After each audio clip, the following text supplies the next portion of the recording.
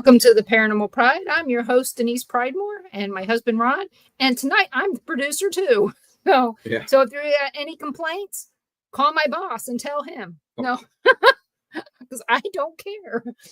But I'd like to welcome all of you here tonight. I'm sorry I didn't have a show last week, but you know what? I rescheduled Cheryl Ann so you guys could all hear her. And she has all kinds of interesting stories to share. I think you guys will really enjoy listening to her. So if you have any questions or comments, please put them in the chat and I will make sure that we ask those questions.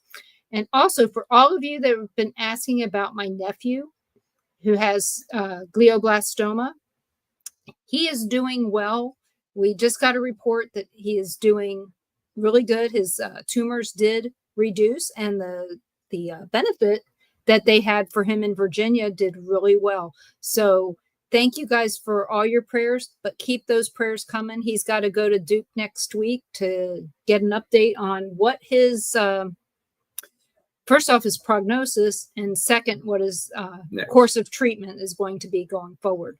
So hello, Tom. Hello, Crystal. Please keep that in mind. So now I'm going to welcome Cheryl Ann Fletcher to the show. Hey, welcome, hey. Cheryl Ann. How are you? I'm doing well. Thanks for having me again. I appreciate it a lot. Well, you know, I'm coming up on my 10-year anniversary next week. Girl. Yep. So that gives amazing. you some idea of how long we've probably known each other. Exactly. Wow. Yeah. Wow. That's really cool. It seems really longer. Cool. It just seems longer. Yeah. Honestly. Hello, Mom. Well, it's the soul, the soul connection. I believe we have reason to believe that it has been a lot longer. At least I feel it. I don't feel like it's only been 10 years. I feel like you guys have been in my life like for a long time. So yeah, same here. Yeah. I tell you, I remember there's a lot of other people we've met like that. Yeah, I remember that time that we had been to Malvern and you were going to be one of our remote readers. Uh-huh. And you couldn't do it. You had an emergency. Yep. And you called me. We got right about the rest area on 29. Mm-hmm. And it was cold, it's yucky, all kinds of stuff. And you started to talk to me, telling me this story of everything that had happened. And I think it went down. Shoot, we probably got down to the next rest area, the one in Missouri. Uh-huh. Before I said, Cheryl Ann, I have to go because I had to go. And I just remember, the story. I'm not going to share it because it was personal, but I just remember when I talked to you, it's like, this is great because, I'd only interviewed you once and you had offered to do this reading while we were there of the place that you didn't know where we were at the time. Right. And then you at least had the wherewithal to call me the next day and apologize for not being available. And, first off, I appreciated that. Mm-hmm. We've had other people that will say they'll do things and that we never hear from them ever again. And here we are 10 years later, still friends, still talking about all the different things. You showed up at Ron's surprise birthday party, and I guarantee you're not going to show up at mine because mine just got canceled. But well, it got rescheduled. So our daughters come into Ron, town. You gotta kind of let me know. You gotta let me know, Ron. So Oh well, we're driving down to Key West next month. That's okay. My birthday gift. Nice. So it'll be it's going to go as our birthday and anniversary. Yeah, I can't surprise her. She knows when her birthday is. Well, yeah. Are you okay, Ron? Now I got a cat bugging the crap out of me. So Cheryl Ann, what, I know that you guys did your film, 1 in 6 million. Mm-hmm. What have you done since then? Well, it's interesting. Everybody's like, what are you doing since then? Be working on it. Are you working on a book? What are you doing in life? And I said, well, let me just tell you, I have had nothing but nonstop ideas on that second coming of this movie. Been writing them out. This time, I have in place the script written in a way that it'll be a lot more easier to produce and do production. And I'm just like, you know what? I have poured myself into this to go ahead and make another movie. We wanted to actually start filming this summer, but in light of that, we have had moving. We moved from Lincoln, Nebraska down to Friend, Nebraska. We've had to deal with Betty being 92, Mark's mom, getting her settled here. So a lot of it's taken a back seat, but as soon as we get her completely settled here, I'm back on it. So yeah, there will be a second 1.6 million. And this time, a lot of what I wrote this time about it will be, because I think I told you how the last time I did this and nobody's ever done this before that I'm aware of in the film industry, because I really did look for it. We went into the location and my characters knew that I was just going to give them a one-liner. Basically, for an example, I want you to walk over there and you're going to hear some paranormal noise, and I want you to go into it as if you are on it. You know what you're going to say, and you know how you're going to act, and I want to see you bring it to life for me. See my vision. And back then when we did the first one, that's how everybody did it. I mean, each character was so in my vision that it was very obvious that when they went to act these things out and I would just shoot them a line and they would run with it, and they knew what they were doing. They saw the vision like I saw my vision. And so this time it's going to be a little bit more scripted, so that when they do sit down in the meeting, we had 4 meetings prior to even filming. So this time when we do the sit down meetings, we're actually going to be reading the script. We're going to read script, play it out, walk it out, talk it out, act it out. This time, it's not going to be winging it. But even though we had a blast, I gotta tell you, we had so much fun with winging it. I mean, to tell you, I did not think for a moment that it would come out like it did, and God, it was good. Only 72 hours worth of work, right? And people go, oh my God, only 72 hours and a $4,000 budget. And we kicked it. So this next one, well, obviously the budget is going to be a lot larger. And we will have actual script to sit down and read together each part. And the characters that were in this last movie will obviously be in the next one, but we've got add-ons too that are going to play very special parts coming up in this next movie. So it'll be interesting.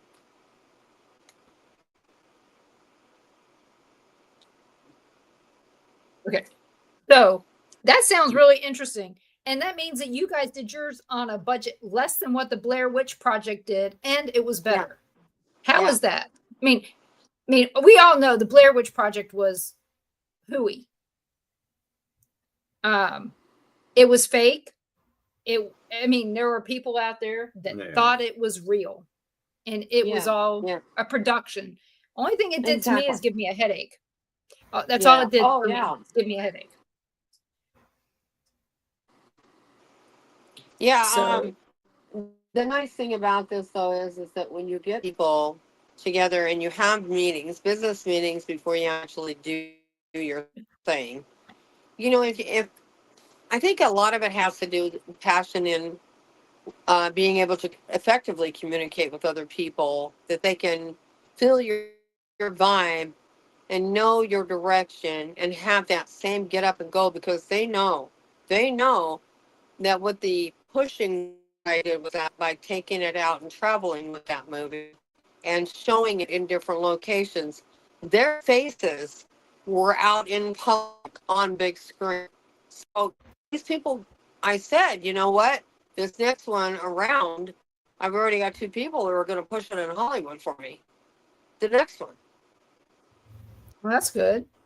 Well, the good thing And about having those meetings is that if you find a line doesn't work in the script, you can fix it before you have to perform it, and you know what fits for that character at that time. And the cool part about what you just said is it really gives to the character, the person who's playing that particular part, some kind of control. Because that's what I learned about making movies. If you can't give your character some control of what's going on, they don't really feel like the movie belongs to them either. And Right. I said when we sat down, and I said, look, we're family. We're all going to work in this together. We're going to have sessions where you can bitch about it. There's going to be sessions where we can, tweak things, and we're going to work with that. But if you have people that are really gung-ho about a project, and they knew and they saw the project, and when I said this is the ending to the project, they went, what the? And I was like, yeah, that's how we're going to get from part A to part Z, this is how we're going to fill it in. And when you have an idea and you feel like there's another part that could make a better twist at it or come around a different way at it, we're going to work with that. We're not going to say, no, that ain't going to work. We're going to shelf that part. No, we actually, the guys that were in the show, they had their time to talk about what they felt like needed to be fixed. And they had their time to say, hey, why don't we go this direction with it? Everybody had a part, even, Faith and, me being the only 2 females in the whole production. Faith would come to me and say, I think when she was doing her hair, here's an example. She's doing her hair, right? And she's like, I think I ought to wear my hair this way for this particular part of the movie. And I'm like, girl, do it. Just whatever feels comfortable for you, then just do it. So that's how it went. Do you have a working title for this next one? Yeah, I sure do. That you can share? If you can't share, we understand. No, I don't want to share it yet. No, not yet. Because I'm like between 1/2 and 3/4 there, and when I can, maybe next time we come up on this show again, when we can do it again, say maybe a couple months out, then I will be able to show you not only my heart with what I'll just hold up the manuscript a little and go, this is the title to the new one. So I can't wait. When you Oh want to share, just reach out and say, hey, Denise, I'm ready to share. And I want you to be the first one to hear it. First one. Yes, ma'am. Oh, heck yeah. You absolutely have that right to be the first one, Oh, yeah. And then you got Keith. He's great. I love Keith Ottersberg. Yeah. He is such a good man. And is he going to be, and you said he's going to be in this, right? Oh, yeah. Oh, yeah. Back in the day when I was having my events at like the Cornhusker in Lincoln for the paranormal events, and when I had Josh Hurd there and Tommy Bull and Jeff Mudgett, and I said to Keith, I was like, dude, I'm gonna put you on that stage. And he's like, no, I I remember you telling me that. He was so frightened. And I said, look, I'm just gonna do it. I'm just gonna stick you up there, and I'm gonna sit right where you can see me, and you're just gonna talk to me. Just look at me and talk to only me. At least you have that feeling of being on stage and having that moment in time where no one can take that away from you because you earned it. You also created it. Well, he got up on that stage, and Denise and Ron, I tell you what, I wish you guys could have seen that. He got up there, seriously. And he kind of, worked into it like anybody would. But then when he got started, that dude was like ripping it. And I'm like, oh, sure, Keith, whatever. Yeah. He did so good. he acts so bashful and then he's not. Well, I think he likes it. I told him one time, it's a long time ago, I said, you like the sneak attack approach where you like to sneak up and act like you ain't it, and then all of a sudden you become it. Mm-hmm. And I said, yeah. Why is that? He goes, well, because I'm taking numbers along the way. So, hey, Dan. Hey, Raymond. Raymond. So this next time around, everybody that was in it will be in it. Yeah. Well, I remember when you were having those events, but they were at times when we were doing other things. So you had asked us to come up for that one with Jeff Mudgett. And we couldn't. And I don't remember if it was because it was early spring and we had crappy weather, or something else had happened. We were out of town, or I don't remember exactly. We were out of town. So, but I know that, once I told Ron that you were having those events, he was like, yeah, probably Vegas. Vegas, true. So, we wanted to come up so bad, but other things, us, family first.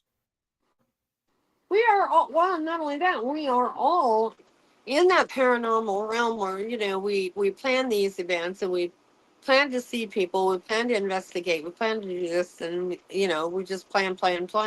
So not everything that I do will work with you, vice versa, and it's like, I just shoot it out there and say, hey, look, people, if you got time, come to this. But, we are rolling into the planning season of the events that are coming up for me, which I'll be holding them out here in Friend, which will be mostly outside, like picnic type style. People, I'm telling you, people love being outside for gallery reads because then they don't feel so clustered. They don't feel phobic in any way, because you can, like, the open air just does something for people when they can, relax, for me to dig into them and see into them. And, they feel a lot more relaxed. They feel, this is working. So my sister Joni, who is my manager of everything that I do and have done in the last year, and she was also the artistry work for all the 1 in 6 million, the front cover, all the artistry work, the designs, everything. So she has taken it upon herself to say, hey, look, I'm going to manage you. And I'm like, oh, God, thank you, Jesus. I needed management. Because it gets a lot. People don't realize how hard it is to manage yourself. When you're promoting and being an entrepreneur, if you don't get the help, you get support, but you need help. People, it's nice to have my sister doing this, but she's in working with Chamber of Commerce here in Nebraska and Earl Lincoln. And she's working on getting a couple of events going for June, July, and August. And then in September, that's when I'm going to probably start rolling with the idea of where we're going to film this next project. Because you saw the ending, right? You saw the ending to this movie. And in your head, and I'm not talking about my personal interview, but the ending. And so in your head, you should be asking yourself, where the hell is he going with that? Yeah, it seemed open-ended. Exactly. So imagine just, if you would, you're driving down the road and you see somebody with a big white van and you think raper van. That's, everybody thinks of that. Mm. But, to have something in the back of the van, what is in that van? So even with that being said, you have to, if people here saw the movie, they would understand, where is Keith driving off with that hot water heater? Where is he going to go with that? Now that he has a body in it, where's he going? Who knows? Susan and Mike. So back from storm chasing, I assume. Yeah, I would just, they really were. They were out storm chasing yesterday. It was yesterday. So, did you see a raper van, a white one? Yeah, no, they were in their car. Yeah. But I could see you taking. I mean, you have some really good areas to go to up there that are really rural, that will really match the type of film that you did the first time. Yeah. You know, that are dark. Malvern Manor would be an option. I think it'd be too expensive, but it sounds like an option. Another place would be possibly the Farrar Schoolhouse if it changes hands, which I think it did. I think somebody else bought it out from those kids. But, I hope so. But yeah. But yeah, I mean, you've got some good areas out there. Maybe even Edinburgh, someplace that you think is going to be. Have you got a place picked yet? For the next one, yeah, kind of leaning. Yeah, kind of. You're going to get it towards something. Yep, I got something here now. Yeah. Oh yeah. Yeah. And it might be nice to do a place that nobody's heard of too. Very good call, Missy. Or maybe even someplace everybody's heard of and give it a new story. You know, there's a couple of different things. Yeah. That was an option. Actually, what I did do is, you know, by chance. Chance is everything, I'm telling you. So what I did was I took a bunch of little pieces of paper and wrote areas down, you know, and I folded them up and I put them in a hat, shook them around, pulled one out, and I went, that's delicious. You know, it's just like a fine glass of wine when you roll it on the back of your tongue. You're like, oh, yes, oh, yes. But yeah, it came out. The particular location came out to where I was hoping I would pull. And it wasn't like planned to pull it that way because all the papers were in the same, you know, they were same. And so feeling around in there would not have given me any type of, oh, it's that one, grab that one. No, I shook the hell out of them. And I'm like, okay, here we go. And I shut my eyes, I grabbed it, and I was really happy with what I pulled. Well, I'm glad you didn't let Panda Express put it in a fortune cookie for you, because those kids sometimes miss getting those fortunes in those cookies. I know, right? I know. I know. I swear I'm probably the only person that eats them. Right. And you know what I used to say to Mark? I say to him, hey, why don't you take that little piece of paper out of there with all them numbers and go play the lottery just for fun, right? Never once did he ever hit anything. And people ask me too, like, how do I play it? You know, do I foresee the numbers? I'm like, no, I won't do that. You know, because it'd be just my luck, you know. I would see the numbers, I'd focus on them and see them, which I have done in the past, but I never played it. Because that would be, everybody would say, oh, sure, you know, you could do that and you could win it anyway. So I always let the machine pick it, because then if I win $20 or $100 or whatever, it's not me doing it, it's the machine. Well, and the thing is when you see the numbers, it doesn't necessarily mean it's going to be that one that you're playing that day. Yes, it could be 20 years in the future. You don't know that. It could have been 20 years ago, and it's too late. But you know, like people out there that are so judgmental on stuff like such as my gift and like your gift and others, you know, that would be the first thing out of their mouth. Oh, sure. She saw that one coming. I tell you, and my problem is you got to play to win, and I don't play. Yeah. I mean, I saw a place where I could play the lotto yesterday, and I don't ever pay attention to that stuff. I walked in, went to the bathroom, and said, "Oh, I didn't know. I forgot that Florida had a lottery." Yeah, because I don't play.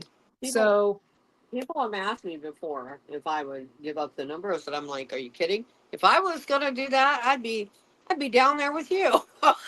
That's right. I have myself a hell of a mansion by now. Really? Yep. Oh my Lanta. But anyway, going forward, you know, I'm just doing the movie, and I do have an idea on a new book, and I've been wrestling with it because let me tell you something. People think, it's no big deal to sit down and write a book. Oh, it is a big deal. It really is. It's time consuming. You know, like when I did this last book, it was like Mark would come home and I'm like still in my pajamas from work. And then I would almost shower at night and I'd get up the next day and I put fresh pajamas on. But it was like I was married to my computer and I had no other life outside of that because I said, if I'm going to start this book, I'm not stopping until I'm done. I'd stop to go to the bathroom, sure, or to eat something, but it's so time consuming and I could find somebody to help me write it, but it wouldn't be me. It wouldn't be my words. It wouldn't be my life. No. Right. So. I don't blame you. Hey, Caitlin. Long time no see, Caitlin. Yeah. See you in October. So, but yeah, it's one of those things that you do get consumed with what you're doing when it's something that you love. Oh, definitely. There's so much passion in it. It's like you live and breathe it because what you're like with my book that I wrote, I was reaccounting everything that I had been through. So going back through it all, detail by detail, scene by scene, which one do I want to put in this book? Do I want to leave a cliffhanger? How do I want to end this book? Do I want to end it raw as raw can be? Or do I want to have a cliffhanger and say, hey, you know what? Let's go with this part to make everybody think, oh, she's going to do a second one. Well, I am, but it won't be so much about the paranormal life or the psychic reading stuff. It may be in the works that it's just going to be a regular, normal book about what I've been through for ghost hunting. I've always wanted to write a book about ghost hunting. I mean, our good friend Frank, he's coming. Yeah. Frank J. Bennett, you guys, he's coming out with another book about ghost hunting, and I'm interested to see what his take is on it since he's not a paranormal investigator. Mm-hmm. He says that every time I just love that guy. He's a big flirt.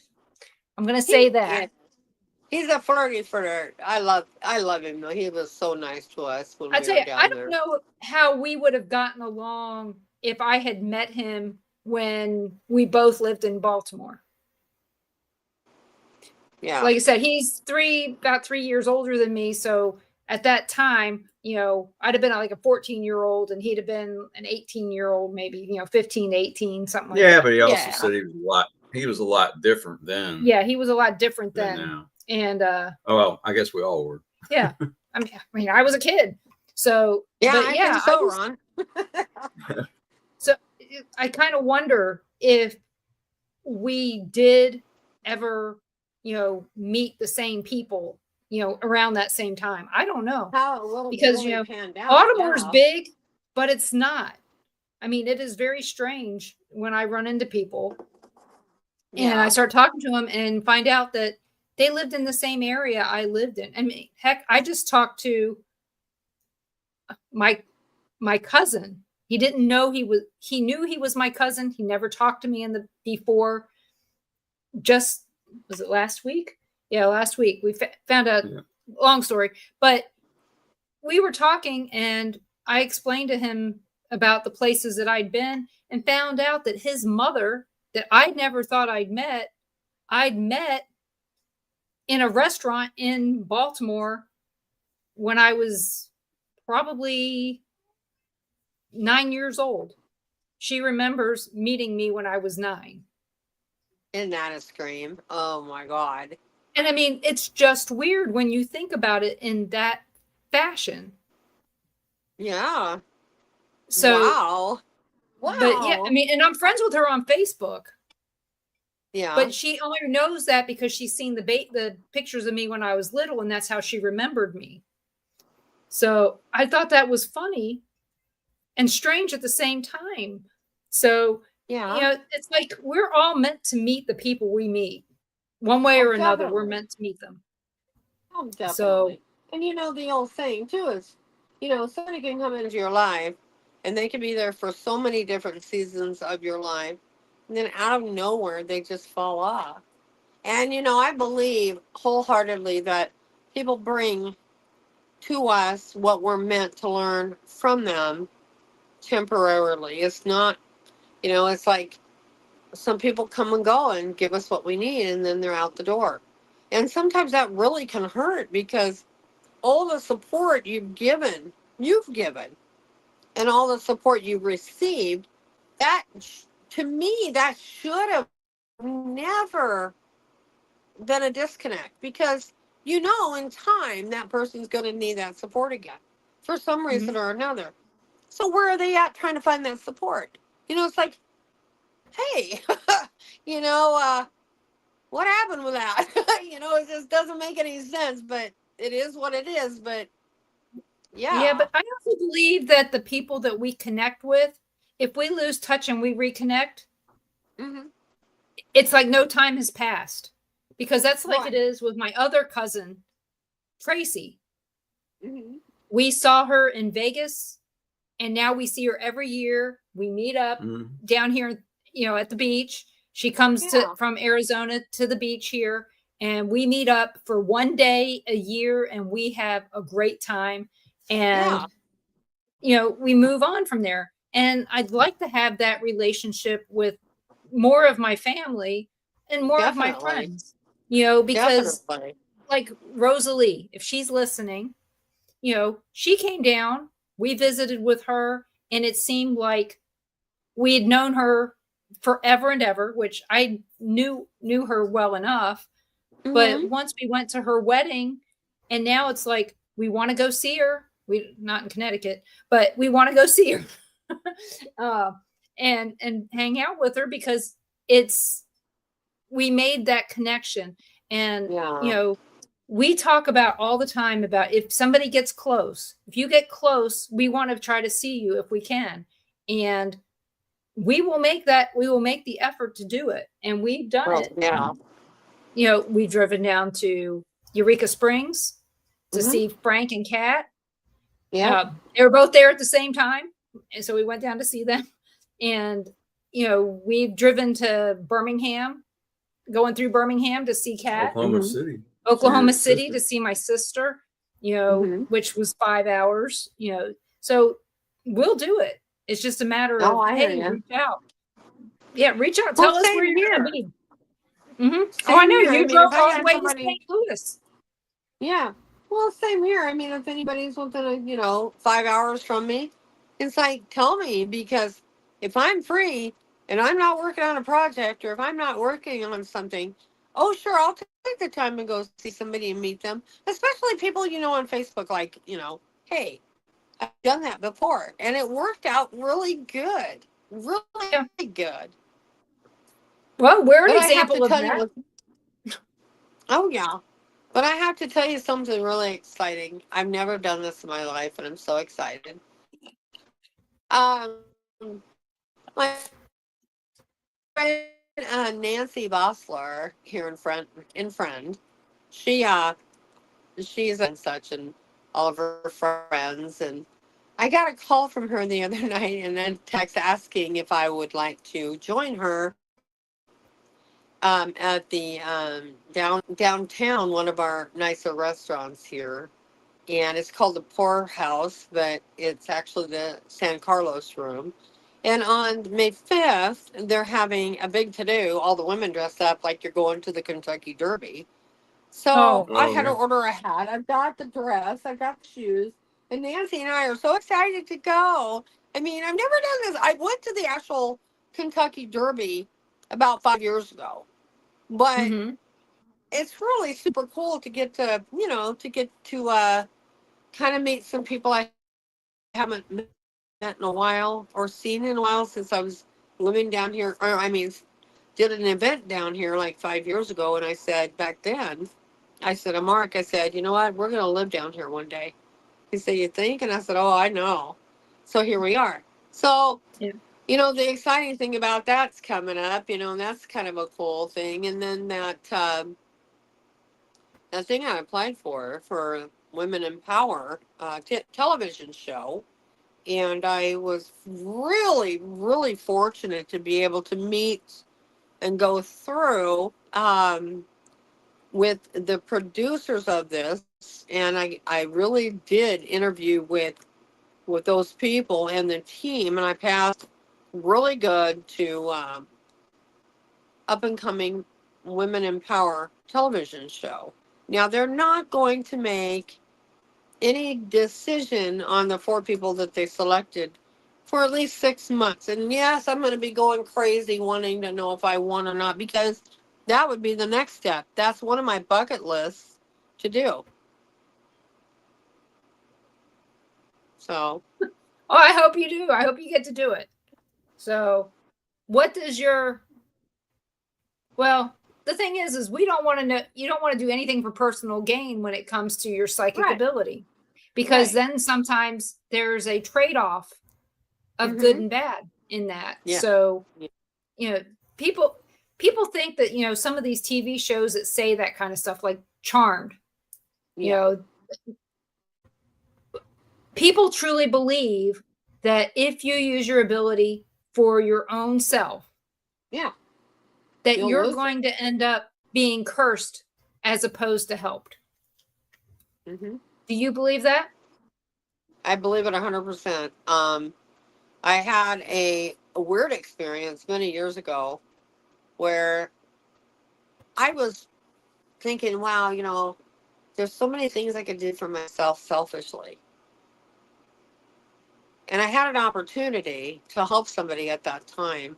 And I actually had the audacity to put myself in that position, for one, of going, well, I could do this for me, or I could do this for them. And then I'm like, you know what?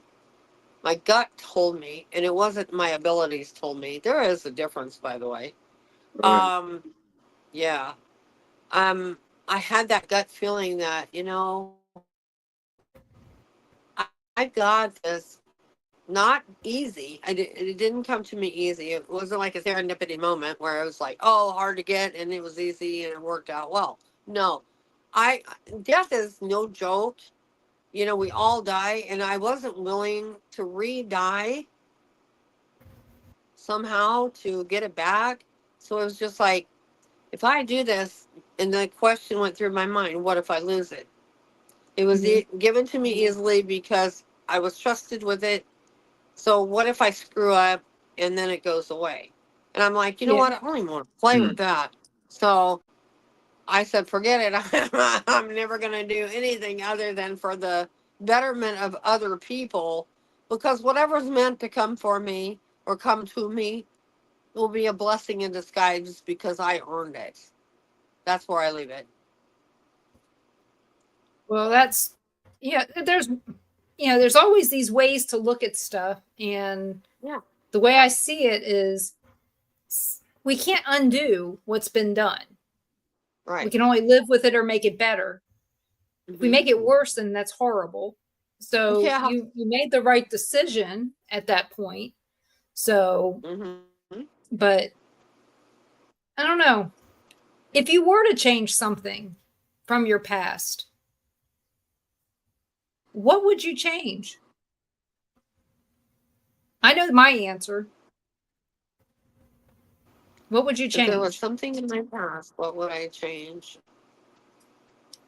I would have to probably go with like my location of living, because I gave up, places where I was in the country and I felt my best. I felt healthy. I felt, mentally, I felt connected with the universe and things like that.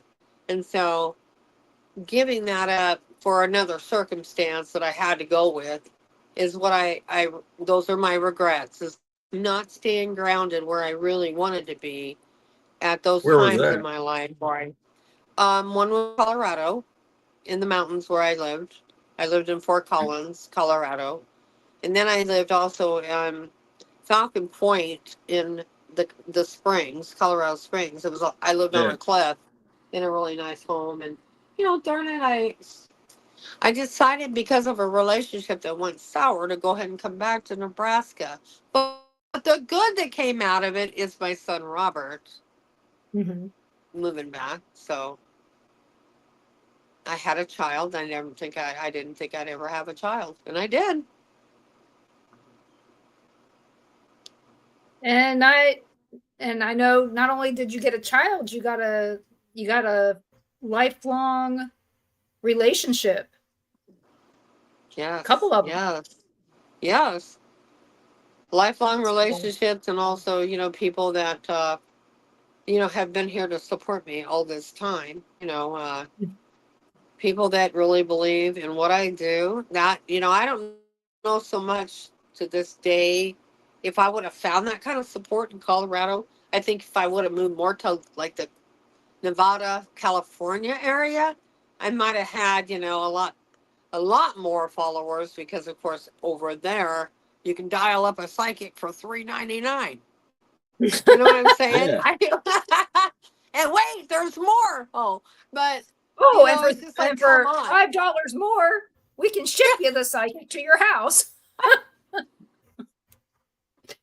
But wait, there's a blue light special down there on the corner. A lady sitting there in her little trailer, No, it's not blue. I'm sorry. In Nevada, it's not blue. It's a red light special. Yeah. Oh yeah. Oh yes. Those are the very unique ones. Yes. And sometimes don't go into the light. Yes. That is so true. No, Caroline, not that light. Okay, not that light. No, it's a little dark hole. There's colorblind going on here. So, because when I think about things that I would change in my life, then I think about if I change that, what would be the repercussions? Like in your case, you said that you regret not staying there, but if you hadn't left there, you would never have gotten your son. Most likely. Right, okay? Right. You wouldn't have met this person. You wouldn't have gotten your son. So, so in all reality, you would be like me. You would change nothing because it all worked out the way it needed to work out. And you're happy. And I'm good. Yeah. As I tell Ron all the time, yeah, I wish my dad hadn't died, but what would I have been otherwise? Would I have turned out to be me, or would I have been some other me, some other version? It's kind of like going to the library and looking at all these books, and if I pick this one, it's dark and foreboding, and if I pick this one, it's happy and light. I don't think my life is happy and light, but I don't think it's dark and foreboding. I think I went down the middle of the road. I feel like I went the way I was supposed to go. Right, exactly. Ron's only regret is that I drove off the road. Yeah. He wishes that he switched with the guy that was going to be stationed down here at Eglin Air Force Base and never met me. Oh. Teasing. Oh, that would have been awful. Well, I don't know.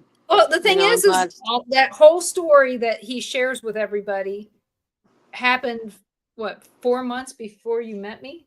4 or 5? Yeah, about 3 or 4. Yeah. So we were meant to meet. I know that. There's no other way that we would have if we weren't both in that same small town in Arkansas at the same time. There's no way. He never would have come to Baltimore, and I never would have went to St. Louis. I know that. So I think destiny is so important. Destiny is such a wonderful thing, and sometimes people will try their darndest to divert their destiny by doing something different because they think they're in control. Well, it's funny because your story kind of reminds me a little bit of when Mark and I, before we met, ironically, I was in California at the same time he was, and we actually narrowed it down to the day, proximate time, that he was going over the San Francisco Bay Bridge when I was going at the same time with another person. So we were very close to, I mean, that close together. And then, well, you know, meeting Mark was my sister's blind date. So, you know, he was supposed to be with my sister Cindy. I'd come back from Colorado to Lincoln to possibly live, but my actual destination, my destiny that I thought I was in control of, was I was going to get my head straight after my divorce, and I was going to stay in Lincoln for a little while, and I was going to head down to Florida. Well, that's when my sister Cindy said, "Hey, you got to go out with us, all of us girls, because I have 4 sisters, including myself, and let's go bar hopping, let's go have fun, let's go kick it up." And Cindy says, "Yeah, by the way, I'm meeting some guy down there that is a blind date through my friend Tammy who works at the hospital." And I'm like, "Okay." So I get down there, and you know, here Mark is standing there talking to Cindy, and Cindy acts like she doesn't want no business with him. And he kept looking at me, and he goes, "You want to dance?" And you know, we've known each other now for 37 years. So you know, everything's by chance. And you know, I wasn't really that excited to go with them that night, because I was just trying to get my head wrapped around the idea that I needed to go where I needed to go. And God's like, "Oh no, you ain't. You're gonna go and do this, and you're gonna end up getting married to this man, and this man, you're gonna have a baby." And it's like, really? Okay. What do you do? Yeah. What do you Do you remember when you were young? Because based on how long you've been married, I'm going with we're around the same age. Yes. So do you remember in the 70s? 29. Yeah, in the 70s when we were 12. Yes. Do you remember when everybody wanted to do palm readings? When everybody wanted to know, you know, based on the lines in their hand, how many kids they were going to have? Did you ever remember doing any of those for your friends? No, but I had it done to me. Like I had friends around the block, you know, Barbie dolls and all that jazz. And she had that one piece of paper that you go, yes, no. Oh yeah. Oh yeah. Yep. I still can make those. Yeah, me too. But I haven't grandchildren make you do a lot of shit. Well, yeah, so right, give it to the kids. Well, anyway, so she did that, and then she's like, "Give me your hand." And I said, "Okay." So she looks at it and she goes, "Ooh, you got a long lifeline." And then she goes, "Ooh, there's like a little short line over here. That means you're only going to have 3 babies." Ironically, I would have had 3 babies, but I had just Robert, my son. And then the line, some other line, I don't remember. She said, "Oh, you're going to travel and you're going to be famous and you're going to be a celebrity." I'm like, I'm laughing at this point. Go, yeah, okay, whatever. Celebrity at what? Well, hello? I didn't know I was going to die there shortly after all that, but yeah. So she didn't tell you that your lifeline had a stutter in it, did she? No, she did not. No. Or I'm a like, skip. girl. Yeah. Well, it was an actual break. Yeah. Yeah. You know, if you look at it, it's a break in your line. I was going to say limelight. Your lifeline. And you do have a little bit of a break. I do have a break. And then it continues. And I'm like, you know, many years go by. Her name was Julie, by the way. I had seen or spoke to Julie like, oh, I don't even know, like 15 years after all that. And we talked about that. I said to her, I said, "How did you know I was going to have 3 babies?" You know, I just was messing with her. And she's like, "I don't know." She said, "I think I heard you say 3." And I went, "Oh God, okay." It was just a weird happening. And see, stuff like that, you know, back in the day when you're young and you're naive to what you could be opening up or what you could be bringing in and you don't realize it. Yeah, I think something told her those things because, like, I don't know. I'm just glad I'm not into that kind of crap, you know. I'm just not.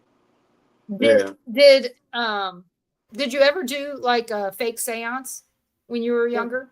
No, not at all. I did some real one. I did some real ones, but though. Did you when really? I was about 14? Yeah, it was one of those weird things that you did with your girlfriends when you spent the night, as sleepover. Yeah. We did those, and we had some weird things happen, but it's not, their parents kept telling the kids, "Oh, that's fake. It's fake," and it's like, yeah. I don't think so. No, it isn't fake. I tell people all the time, you mess with that, you get what you get, and if you don't know how to close, when you open up, well, that's when I find people coming to me and say, "Hey, I need to have my home saged, or I need to be saged." What? It was government subsidized housing. It needed to be saged anyway. That's right. I mean, they were new when we that's moved right. in. So, like I said, it was new when we moved in, but when we left some stuff behind. But yeah, it is weird when you think about all the stuff we did as kids. Yeah. And that seance stuff, I never did the seance, but my friend Charlotte, her and her sisters, Brenda, Charlotte, and I don't remember who else, they did that kind of garbage before I even came to their home to stay the night, right? Like before I came into the picture. And one night we were all laying there, and Charlotte and we're all her sisters, and we're sleeping in the attic, right? And we're laying there, and I'm having a hard time going to sleep, and this is kind of before things happened to me, but I was having a real hard time going to sleep, and all of a sudden I look over, and Charlotte's, I feel like I'm asleep, but I'm not. So I look over, and Charlotte's arm's like this, and oops, hey, wait, you can't see me. Her arm is like this, just levitating, and I'm over here going like, what the heck? And then all of a sudden, out of nowhere, her window, their attic window, came open, flew open, and it was locked. And we all jumped up and we took off, back in the day. But that was some creepy shit because they were messing with the Ouija board about a week or two before I even came home. Yeah. Not my bag. I'm not into that. No. Seen too much stuff. Do you read tarot cards? I do not. No. Did you ever have an interest in those? Not at all. I don't need to. I don't know if I have 3 sets. Mm-hmm. One set was given to me by my kids. Yeah. You haven't done anything. No, I like looking at them. I think they're pretty. fun to look at. Hey, they're pretty to look at, but I don't know. My take on that is it's commercialized and kind of geared to tell you what you need to say per card.